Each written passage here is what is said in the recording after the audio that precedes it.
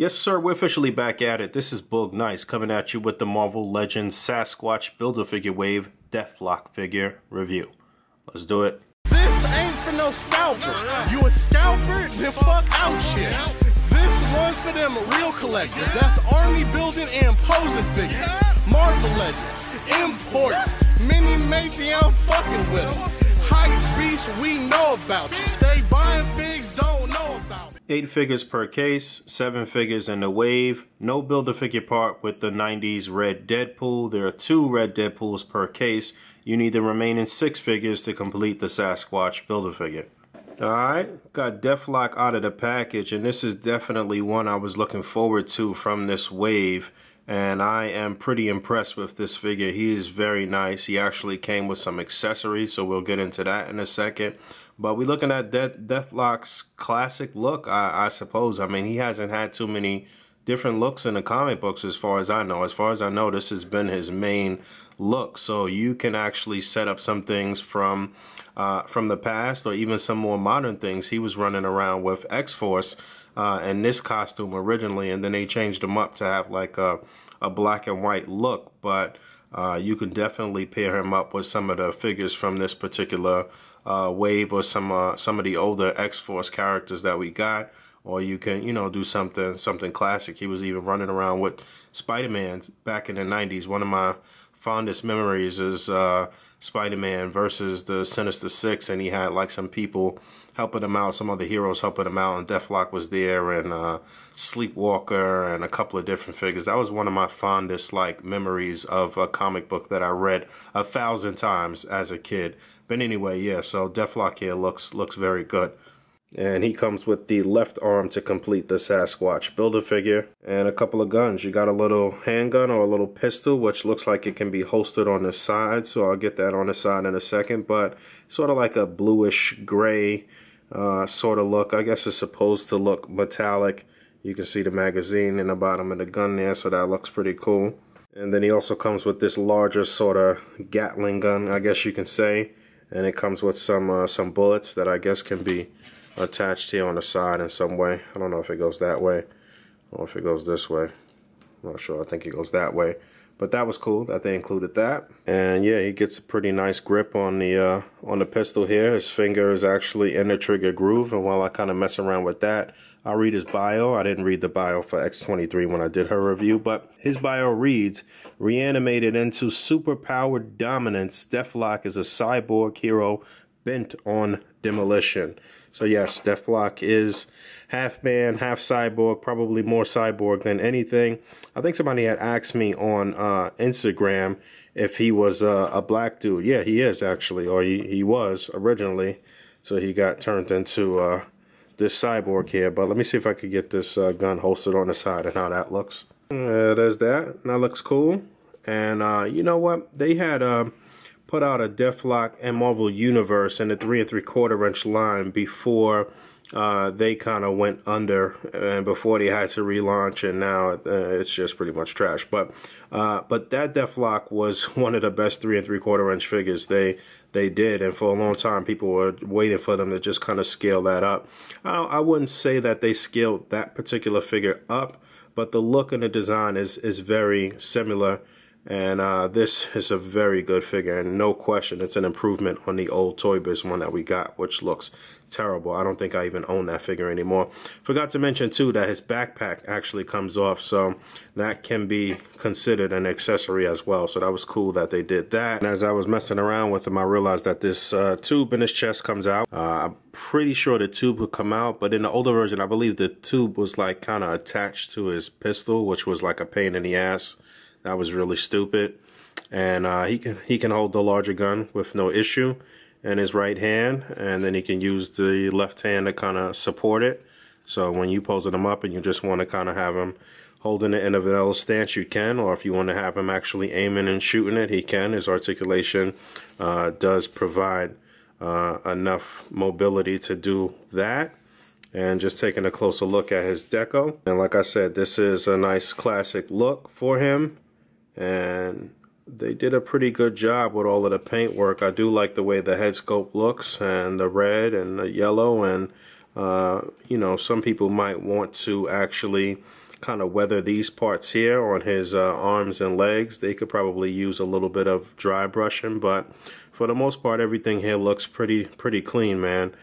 This belt is a separate part, and his hands do pop out. I noticed that this right hand was popping out kind of easy. So if you wanted to mess around with this guy and do something battle damage and have him kind of messed up or something like that, I guess you could. Maybe you might want to get another, get two of the figure to really do that, but I'm pretty pleased with the look of this guy overall. He is nice. Just a close look at that head sculpt. So yeah, he looks like he sat in a burning building for a few minutes or something.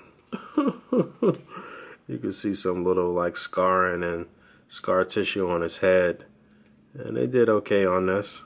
Again, they could probably use just a little more paint, something you might want to go over on your own, but I do think it looks good. As far as the articulation and this buck is concerned, I feel like some of these parts are new, or this may be something semi-new. I'll have to ask Dwight at Toy Fair what's up with this buck. I can't really tell at the moment, but it is the standard articulation they will give to one of the male figures that they care about. So it is good articulation.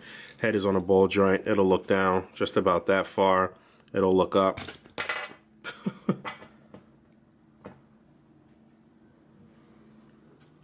Well, sorry about that, but yeah, it'll look up a decent amount. Yeah, you can get it to look up pretty far. It's kind of tight on that joint. Turn left to right, get a little pivot. It could do a full 360. No issues moving the head around. Shoulders are on a ball joint. They're going to come up just about that far. They could actually come up more if this buck kind of lent to that. I want to say that maybe some of this upper torso is the same buck as Grim Reaper, or maybe Namor or something like that. I'm not sure, but the backpack doesn't really hinder the articulation. You can actually get the arms to do a full 360, as you can see. Upper thigh, upper bicep swivel. You do get a double jointed elbow. You get a swivel and a hinge on the wrist, but the hinge goes kind of left and right on the left arm, and it goes up and down. So a lot of shooters, a lot of people that use guns as of late, Hasbro's been giving them the up and down articulation as far as the wrist goes on their left arm, on their right arm, excuse me. And you get a swivel, and you get a decent ab crunch going forward.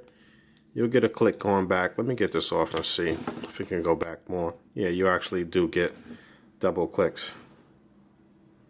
You actually do get double clicks if you remove the backpack, and you do get waist articulation, so you can turn left to right.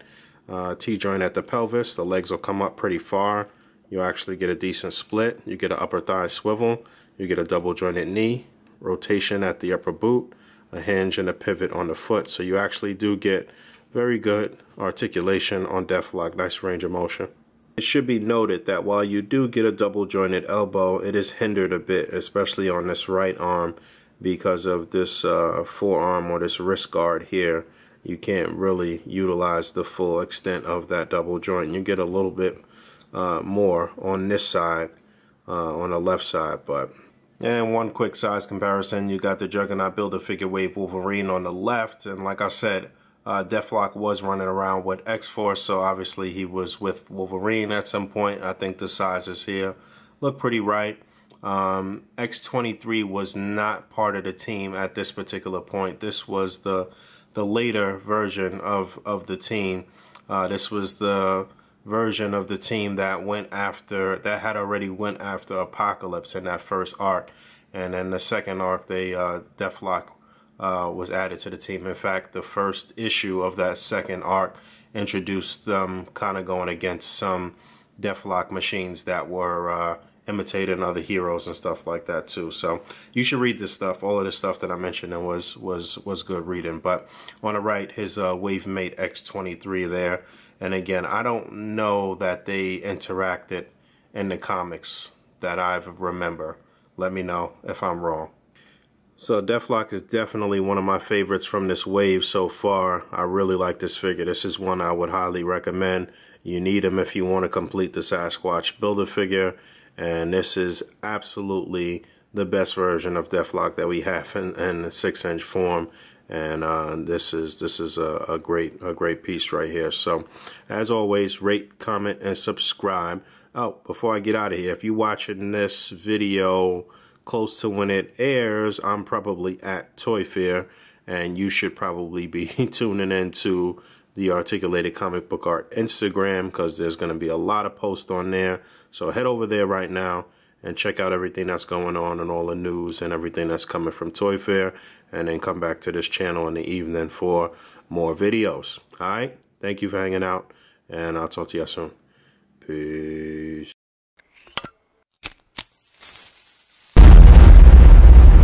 That's crispy.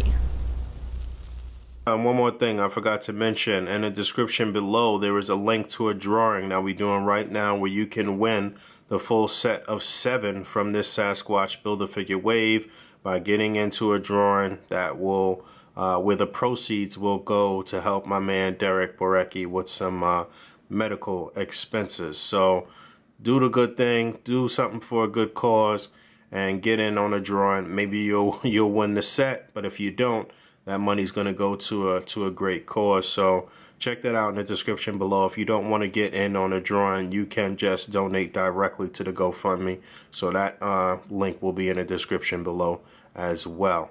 All right, y'all. Peace.